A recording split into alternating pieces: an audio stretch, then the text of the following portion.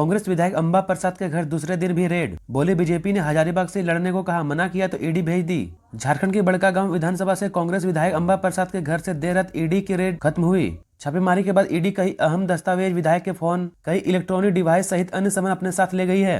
बुधवार को हजारीबाग के उनके पुराने आवास पर फिर ईडी के अफसर पहुंचे हैं। छापेमारी के बाद विधायक अंबा प्रसाद ने कहा कि उन पर प्रेशर पॉलिटिक्स का इस्तेमाल किया जा रहा है। भाजपा पर आरोप लगाते हुए कहा कि वह चाहते थे कि मैं चतरा या हजारीबाग से चुनाव लड़ूं, लेकिन मेरे मना करने के बाद उन्होंने ईडी को भेजकर दबाव बनाने की कोशिश की है। साथ ही कहा कि मैं घर में सो रही थी, ईडी की टीम सीधे मेरे बेडरूम में घुस आई। कांग्रेस विधायक के ठिकानों पर ईडी के छापेमारी जारी। भाजपा बोली, जमीन लूट, रंगदारी और दबंगई है अंबा प्रसाद के परिवार की पहचान। कांग्रेस के युवा विधायक अंबा प्रसाद के ठिकानों पर प्रवर्तन निदेशालय के छापेमारी जारी है। इस बीच मुख्य विपक्षी दल भारतीय जनता पार्टी ने कांग्रेस और अंबा प्रसाद एवं उनके परिवार पर जोरदार हमला बोला है। भाजपा के वरिष्ठ नेता और प्रदेश महामंत्री आदित्य साहू ने कहा कि जमीन लूट, रंगदारी और दबंगई अंबा प्रसाद के परिवार की पहचान है। आपको बता दें कि आदित्य साहू ने बुधवार को प्रेस कॉन्फ्रेंस करके अंबा प्रसाद और उनके परिवार और राज्य में सत्तारूढ़ गठबंधन पर हमला बोला। उन्होंने कांग्रेस पार्टी को भ्रष्टाचार की जननी करार दिया है। कहा कि यह पार्टी भ्रष्टाचार की जननी है, उनका पोषण करती है और भ्रष्टाचार करने वाले को संरक्षण भी देती है। मुख्यमंत्री चंपा सोरेन ने शुरू की 2 बड़ी योजनाएं। गुरुजी क्रेडिट कार्ड लॉन्च, छात्रों को उच्च शिक्षा के लिए मिलेगा 15 लाख तक का लोन। झारखंड में छात्र छात्राओं की पढ़ाई में अब पैसे की तंगी बाधा नहीं बनेगी। राज्य सरकार ने गुरुजी क्रेडिट कार्ड और मांकी मुंडा छात्रवृत्ति योजना लॉन्च की है। गुरुजी क्रेडिट कार्ड के तहत छात्रों को उच्च शिक्षा के लिए 15 लाख रुपए तक का लोन मिलेगा। इस पर उन्हें 4% का ब्याज देना होगा। वहीं मांकी मुंडा छात्रवृत्ति योजना के तहत डिप्लोमा स्तरीय कोर्स के लिए छात्राओं को प्रति वर्ष 15,000 रुपए और बीटेक कोर्स के लिए 30,000 रुपए की सालाना मदद की जाएगी।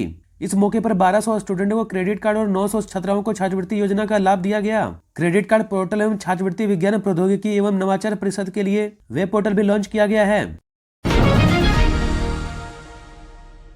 राज्य भवन के सामने जुटी सहिया, केंद्र और राज्य सरकार के खिलाफ की नारेबाजी।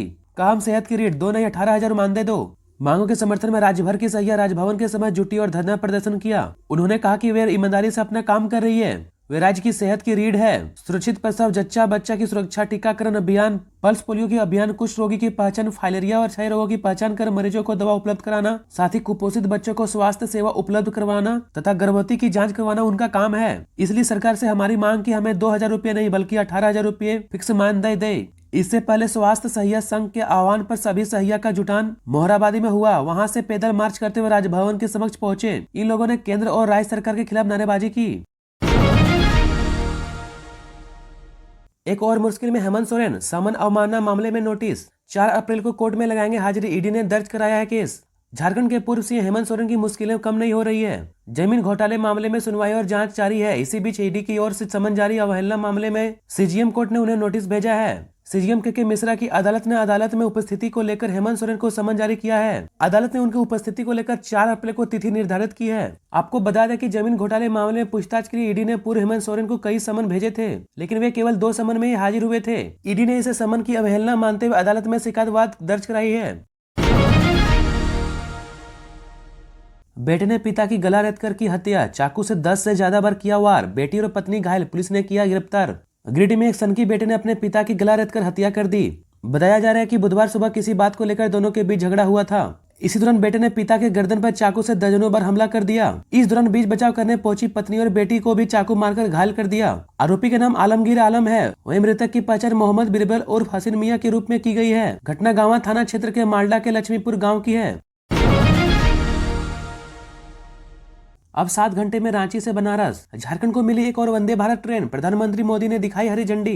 झारखंड को तीसरी वंदे भारत ट्रेन की सौगात मिली है। पटना हावड़ा के बाद तीसरी वंदे भारत ट्रेन रांची बनारस के रूप में शुरू हो रही है। प्रधानमंत्री नरेंद्र मोदी ने वीडियो कॉन्फ्रेंसिंग के जरिए ट्रेन को हरी झंडी दिखाकर रवाना किया। साथ ही रांची बनारस वंदे भारत ट्रेन का उद्घाटन किया गया। यह ट्रेन नियमित रूप से 18 मई से चलेगी। निर्धारित समय के मुताबिक ट्रेन सुबह 5:10 में खुलेगी और दोपहर 1 बजे बनारस पहुंच जाएगी। वहीं बनारस से ट्रेन शाम 4:05 में खुलेगी, जो रात 11:55 में रांची पहुंचेगी। जारी शेड्यूल के मुताबिक यह ट्रेन हफ्ते में 6 दिन चलेगा। एक दिन बुधवार को ट्रेन का परिचालन नहीं होगा।